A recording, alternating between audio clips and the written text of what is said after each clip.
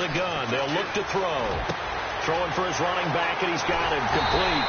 And he's finally taken down, but not before getting across midfield and across the 45-yard line. And the offense moving quickly to the line. They'll look to throw here. Complete outright to Kurz. And able to break one tackle, but then quickly brought down. But a nice little gain.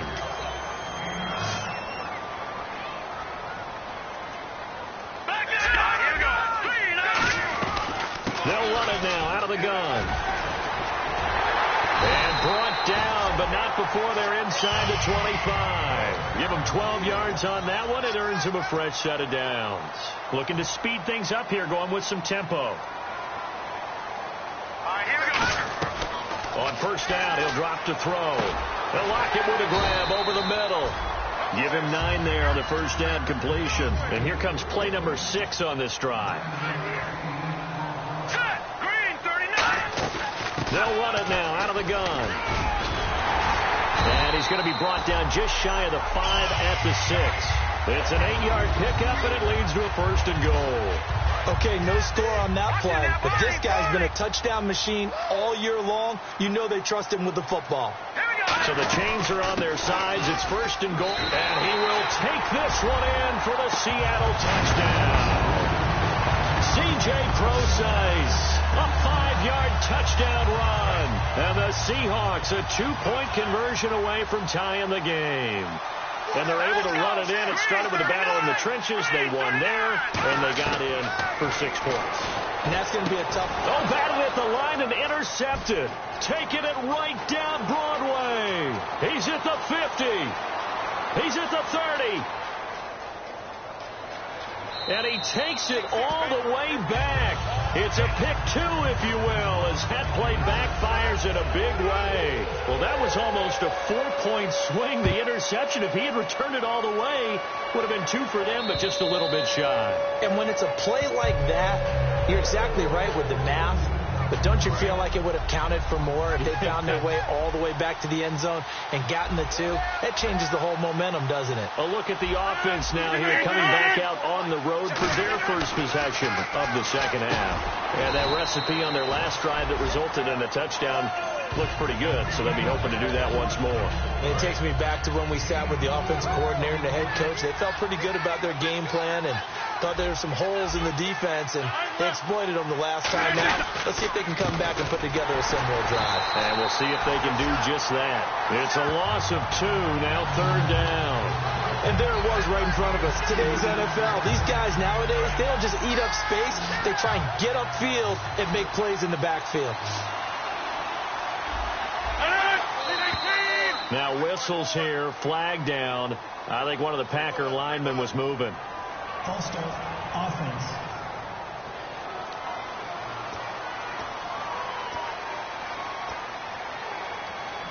Still 3rd down. And they've got an extra defensive back out there now on 3rd and 13. On 3rd and long, it's Rodgers. And he'll just toss it away. So he throws it away, and that brings up 4th down. Well, no second guessing the call here. It was 3rd and long, so throwing the football was probably the smart play to try and pick it up.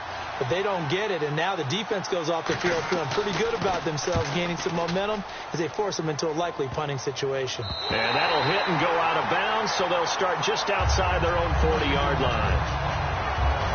The Seahawks offense now, they get ready to come back onto the field. And they're going to need another score. Got one last time, but still down here.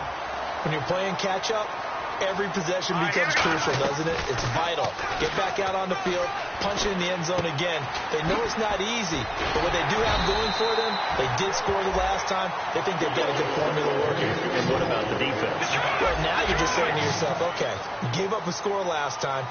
What adjustments do we need to make to slow them down now and get the ball back for our own offense? Is it more pressure? Is it more zone?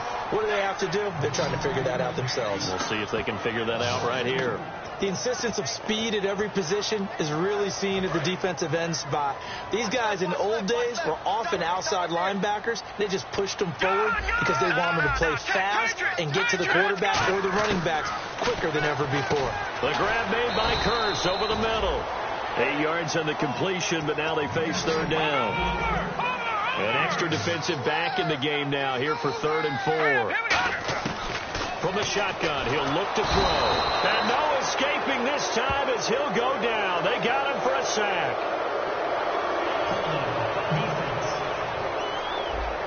So the grab there by the defense, the holding penalty call.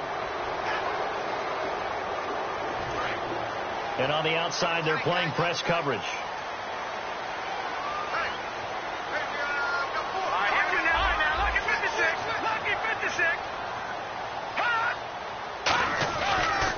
And they'll run it here. And not much of a hole there as he gets it down to about the 24-yard line. 3 yards on the pickup there, and it'll be 2nd down. Partner, we know today's NFL is really built around the guy throwing the football. But these short runs, they still pay dividends because they can take their toll on a defense, and they can add up as the game goes along. You control the clock, you control the ball, and that way you often control the game. And they'll lose a yard that time, and that's going to lead to a 3rd down. And they're going to speed things up here. On 3rd down, he'll drop to throw. And it's a short one here, complete to his tight end. The completion good for only 6, and that'll bring up 4th. Partner, I think that completion takes the definition of dink and dunk to a different level, doesn't it? It does, and the defense was right there, kind of played into their hands. The field goal unit's going to stay put on the sideline. They're going to go on 4th down here. Now they'll throw here out of the gun. He's got his man. It's Curse. And back now in Seattle, Washington. It's Packer football here as they've got the lead as well to begin the 4th quarter.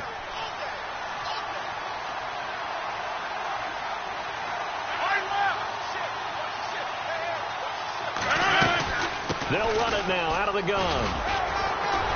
And he'll push forward for about 4 up to the 23. The 4th quarter here, they've got the lead. They want to keep it on the ground. That's what they're doing. Smart football. Keep the clock grinding. Keep it going.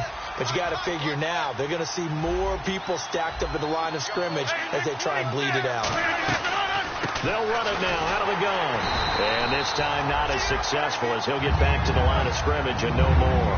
No gain on the play there, so they're left with a 3rd down and 6. And ready for 3rd and 6. Boy, that's a lot of sirloin steak to be taken down for no gain, partner.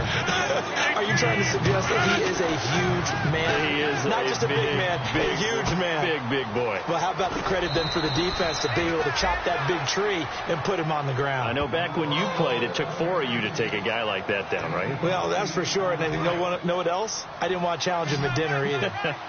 And that pickup of a 1st down, that's going to leave a mark because they really needed to stop them there, didn't they? So frustrating. Defensively, you're a play away from getting that football back here down late. Tough. Now they've got to find a way to create a turnover or a takeaway. Otherwise, this one will probably get away from them.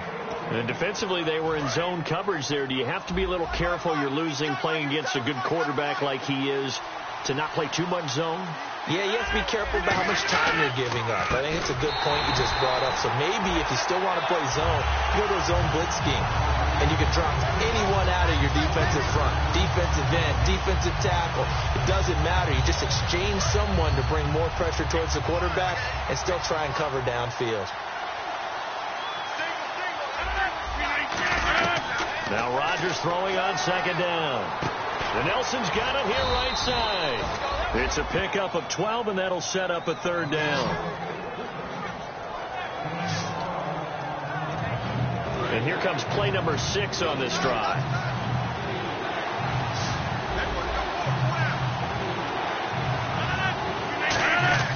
Rodgers to throw on 3rd and 1. It's caught. Nelson. And he is out of bounds inside the 35. But that's what you're looking for when you want to throw the ball downfield. You want one of those guys who can play out on the perimeter, can play out wide, who can not only get open, but when they're covered, can uncover themselves downfield and create catches. On 1st down, Rodgers surveying the field. Oh, no, he lost the football.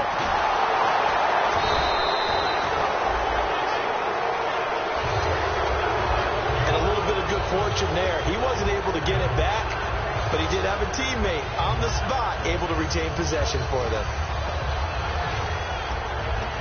And the offense here just looking to stay in bounds, complete the short passes, and put this game on ice. Time for a break. We're back to see what happens after this.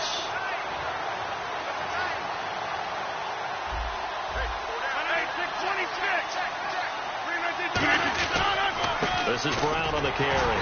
And he is going to lose yardage here. He lost 2. And now the Seahawks are going to call another timeout. That'll be their second, so one more chance to stop the clock here. And we'll be back. And the Seahawks add a couple of extra DBs going with the dime look here. Indeed, 6 on the field. They'll run it here with Brown. And he'll be taken down at the 44-yard line. Now hang on here. Timeout called by the defense. It'll be their third and final timeout, so as they talk things over, we'll step aside. He gets this one away, and boy, it's another boomer. And this one will not be returnable as it sails out of bounds. Getting set to go again as we look at the back, heading onto the field again. And there are the numbers. Got off to that torrid hot start. We thought he was in for maybe a career day. Not the case. No doubt about it. It almost looks like a misprint after what we saw in the first half. But let's give a little bit of credit to the guys on the other side of the ball. They went in at halftime, made a few adjustments. And you know what else? They didn't lose their confidence in their ability to play. Because a lot of times you get beat down in the first half, it gets ugly in the second half. They come out with a new resolve and a renewed determination. And now they're in the hurry-up. They'll look to throw. Now they set up the screen. That's complete. And give them 9 yards on the second down screen play. 3rd down and 1.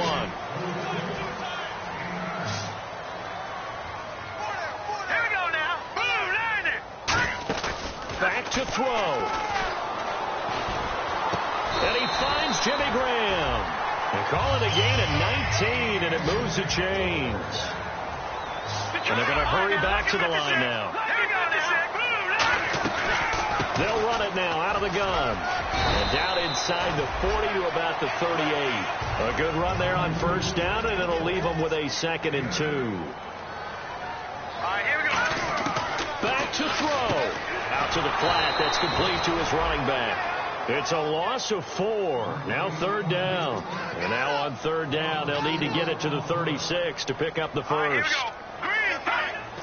And he spikes it here with 35 seconds left.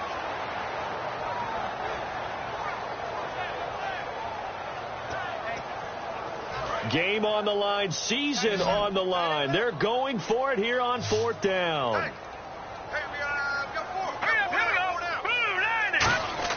Got to try it here. He's back to throw. He's going to let it fly. And he bats it away, and it falls down incomplete. They had to go for it with such little time remaining. And that'll be just about all she wrote for this one. The Packers offense now, they get ready to head back onto the field. The clock cannot be stopped here. Defense can't do anything. So kneel it down, take it home. No doubt about it. It's what you practice for in winning situations each and every week. Victory formation. Take a knee and go on into the locker room and celebrate. Call it a victory.